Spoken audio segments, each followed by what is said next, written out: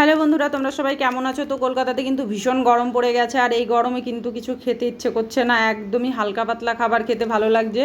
তো তাই জন্য আমি আজকে কিন্তু মাছের ঝোল করব, একদম পাতলা করে বাটা মাছের ঝোল, আলু আর ঝিঙে দিয়ে, আর একটু পাট শাক রান্না করব। তো সেই রেসিপি দুটোই তোমাদের সঙ্গে শেয়ার করলাম।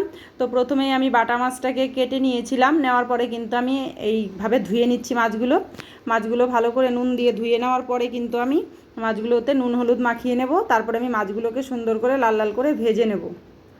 আর তোমরা কিন্তু এইভাবে মাছ ধুয়ে খেয়ে দেখতে পারো, মাছের টেস্ট কিন্তু দারুণ হয়। তো আমার নুন হলুদ মাখানো হয়ে গেল মাছে। এবার কিন্তু আমি কড়াইতে জিরে আর রাঁধুনি ভেজে নিচ্ছি, সঙ্গে লঙ্কাটাও ভেজে নিচ্ছি। তো এক এক করে সব মশলা আমার ভাজা হয়ে গেল। এবার কিন্তু আমি মাছটাকেও ভেজে নেব।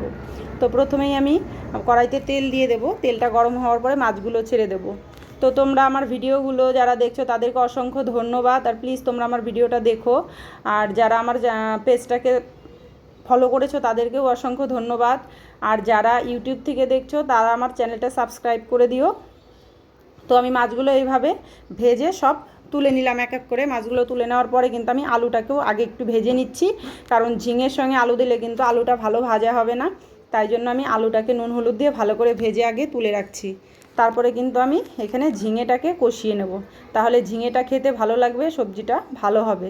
তো প্রথমে আমি তেল দিয়ে জিরে ফোড়ন দিয়ে দিলাম, দেওয়ার পরে আমি এখানে ঝিঙে দিয়ে দিলাম। আর ঝিঙে দেওয়ার পরে কিন্তু আমি এখানে নুন দিইনি আগে ঝিঙেটা ভালো করে ভাজা হবে, তারপরে আমি এখানে নুন অ্যাড করব। নুন অ্যাড করার পরে কিন্তু আর এখানে জল বেরিয়ে যাবে, ঝিঙেটা ভালো ভাজা হবে না। তাই জন্য আমি আগে ঝিঙেটাকে ভালো করে ভেজে নিলাম, তারপরে নুন আর হলুদটা অ্যাড করে দিলাম। দেওয়ার পরে আলুটা দিয়ে আরও কিছু টাইম কষিয়ে নিলাম আদা দিয়ে, দেওয়ার পরে তারপরে লঙ্কাটা দিয়ে আমি 1 মিনিট মতো নাড়াচাড়া করে জল দিয়ে দিলাম। জল দেওয়ার পরে ঢাকা দিয়ে দিলাম। ঝোল ফুটে ওঠার পরে কিন্তু আমি এখানে সব মাছগুলো অ্যাড করে দিয়েছি।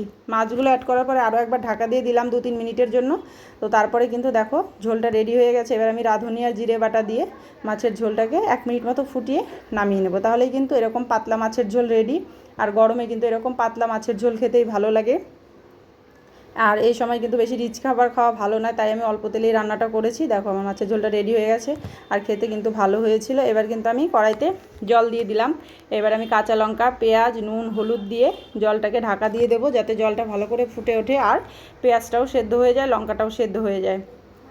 তারপরে জলটা দেখো ফুটে ওঠার পরে আমি ঢাকাটা খুলে এবার শাকটাকে অ্যাড করে দিলাম। শাকটা অ্যাড করার পরে কিন্তু এখানে বেশি টাইম ফোটানোর দরকার নেই, 2 থেকে 3 মিনিট ফোটালেই হবে।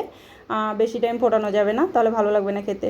তো 2 থেকে 3 মিনিট পরে দেখো আমি শাকটা ফুটে গেছে। এবার আমি শাকটাকে ঢেলে নিয়ে কিন্তু ফোড়ন করে নিলেই পাট শাকের ঝোল শাক রেডি। তো আমার কিন্তু শাকটা রেডি হয়ে গেছে। এবার আমি ঢেলে নেব, ঢেলে নিয়ে এবার শাকটাকে ফোড়ন করব।